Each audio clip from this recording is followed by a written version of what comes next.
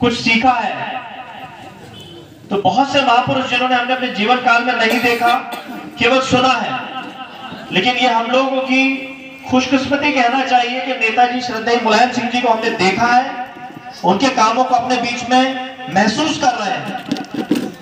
चाहे वो सेना का मनोबल बढ़ाने को लेकर के हो, देश की सुरक्षा को बढ़ाने को लेकर के हो, आंतरिक सुरक्षा को बढ़ाने को लेकर के हो, उन्होंने जिस भी पद पे रहे उस पद की गरिमा रखते हुए हम सबको कुछ ना कुछ सीख दी है, चाहे वो राजनीतिक पार्टी के रूप में भी हो। जैसा कि अभी पूर्व वक्ता जी ने कहा, एक लंबी लकीर खींची है उन्होंने हम सबके बीच में। विचारधारा अलग अलग हो सकती है, अलग अलग पार्टी के लोग हो सकते हैं, लेकिन जब बात देश की आती है तो कोई भी व्यक्ति नेताजी के काम से मुंह नहीं मोड़ सकता, उनको सम्मानजनक स्थान देने का काम करेगा।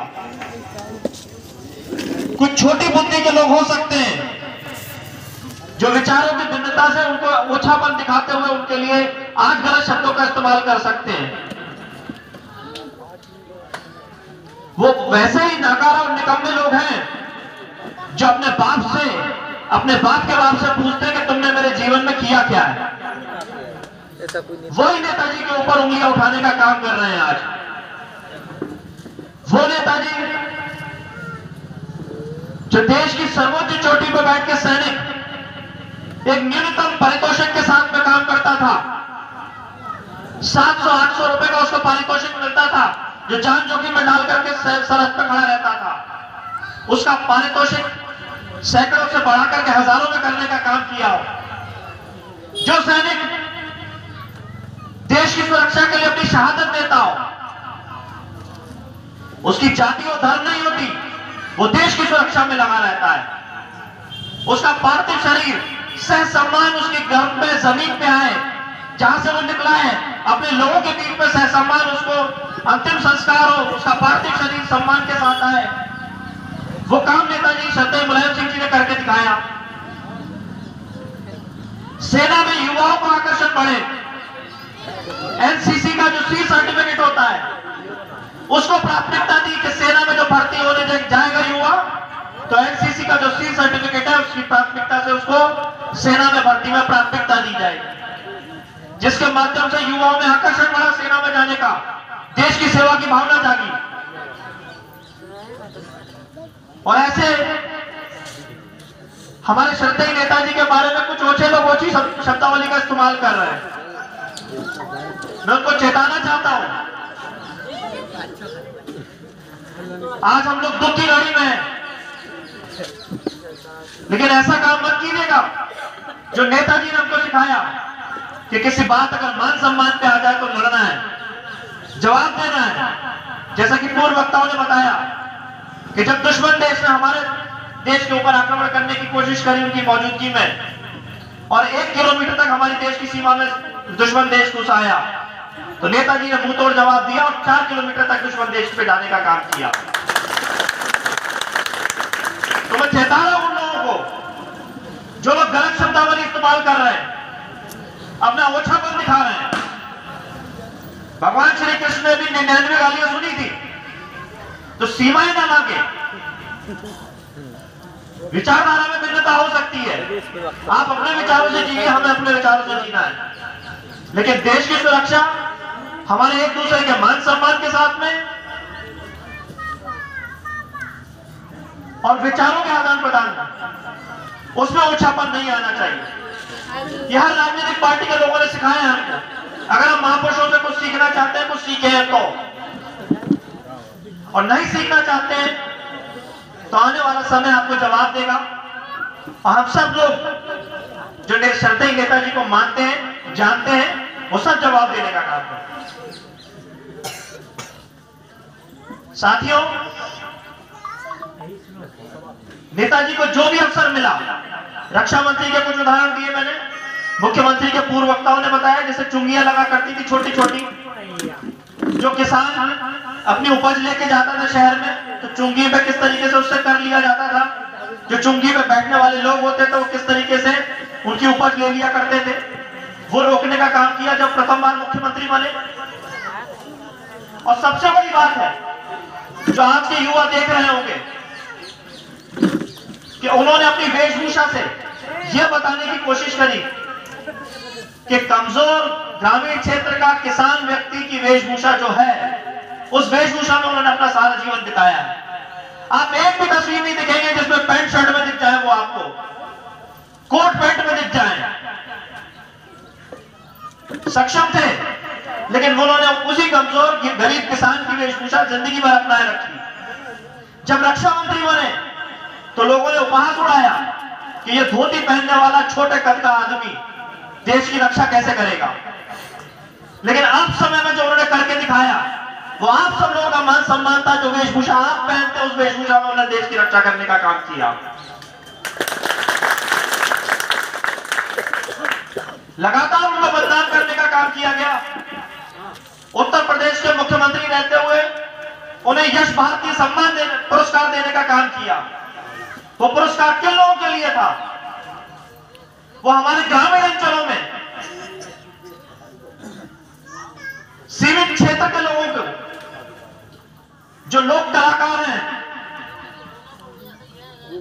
जो प्रतिभाएं हैं, उनको सम्मान मिले। बड़ी बड़ी प्रतिभाओं को तो सब सम्मानित करते हैं, लेकिन ग्रामीण अंचलों की, क्षेत्रीय अंचलों की जो प्रतिभाएं हैं, उनको कैसे सम्मान मिलेगा, उसके लिए यश भारतीय पुरस्कार शुरू किया उन्होंने, जिसमें आजीवन 50,000 रुपए प्रति माह उनको दिया जाए, ताकि वो जो ग्रामीण प्रतिभाएं हैं, जिनको आर्थिक कमजोरी आती है, आर्थिक कमजोरी ना आए, जीवन भर उनको पेंशन 50,000 रुपए तक मिलती रहे। ऐसे तमाम उन्होंने काम किए। लेकिन राजनीति है, राजनीति में राजनीतिक विरोधी भी होते हैं। उन विरोधियों ने बदनाम करने का काम किया। जैसे मैंने अभी बात करी सैनिकों को लेकर के, मुख्यमंत्री काल में भी उन्होंने ऐसे काम किए, चाहे वो आरक्षण देने के काम से हो, चाहे किसी कारण से अगर कोई अपराधी बन गया हो, जिसका बहुत बड़ा उदाहरण है फूलन देवी, जो मल्ला समाज से आती थी, नारी के रूप में थी, तमाम अन्याय अत्याचार हुए, अपने आप को अग्रणी पंथी के लोग समझने वाले लोगों ने उनके ऊपर अन्याय अत्याचार किए। उन्होंने बदला लिया, उस चीज का तरीका गलत था, उनको सजा हुई। लेकिन नेताजी श्री श्रद्धेय मुलायम सिंह जी ने उनको भी मुख्य धारा में लाने का काम किया और समाज को एक संदेश दिया कि अगर आप इज्जत सम्मान से जीना चाहते हैं तो रास्ते अनेक हैं, अपराध एक अकेला रास्ता नहीं है। और उस नारी शक्ति को सदन में भेजने का काम किया, उस शोषित समाज की नारी को सदन में भेजने का काम किया। तो ऐसे बहुत सारे लोग हैं किया है।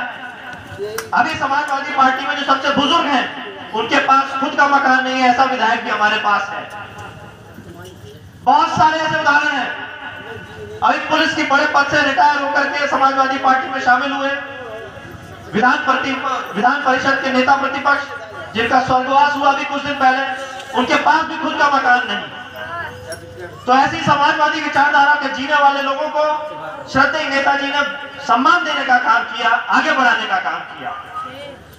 लेकिन क्योंकि विचारों की लड़ाई थी, राजनीतिक लड़ाई थी, उस प्रतिद्वंदता में उनको बदनाम करने का काम किया गया। बहुसंख्यक समाज, चाहे वो धार्मिक आधार पे हो, चाहे जाति के आधार पे हो, जब उनको समर्थन देने लगा तो उनको बांधने का काम किया कुछ लोगों ने कि ये केवल यादवों के नेता है, ये केवल मुसलमानों के नेता है।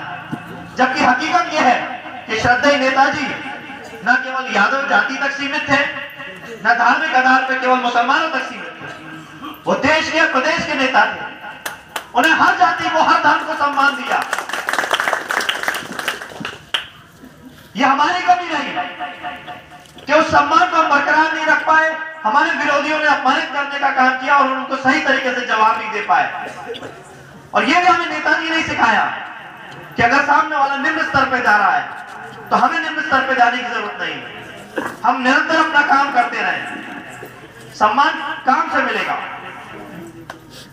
श्रद्धेय नेताजी पहलवान थे, कुश्ती के लिए जाने जाते हैं। राजनीति में भी उनको कुश्ती की बात कहा जाती है कि वो तमाम दांव चल के राजनीति में भी आगे बढ़े। उनको जिस धर्म से वो आते हैं उसके लिए भी बदनाम करने का काम किया, क्योंकि वो संविधान की रक्षा कर रहे थे। सर्वोच्च न्यायालय, सुप्रीम कोर्ट में जो जिम्मेदारी दी गई थी मुख्यमंत्री रहते हुए, उसकी जिम्मेदारी निभा रहे थे, उस बात को लेकर भी उनको बदनाम किया। जो कि सैफई महोत्सव जिसको आप सब लोग जानते हैं, उसकी शुरुआत हनुमान जी की मूर्ति से होती थी, कच्ची मूर्ति बनाई जाती थी, पूजा होती थी और फिर सैफई महोत्सव शुरू होता था। स्वयं श्रद्धेय नेताजी हनुमान जी के बड़े भक्त थे, तो धार्मिक आधार पर कोई भेदभाव नहीं था नेताजी का, लेकिन उनको बदनाम करने का काम किया। आज जिस ग्रामीण अंचल से वो आते हैं, सैफई से, बड़ी मूर्ति लगी हुई है वहां हनुमान जी की, आप देखेंगे जब लगातार अभी उनकी फोटो आ रहे हैं।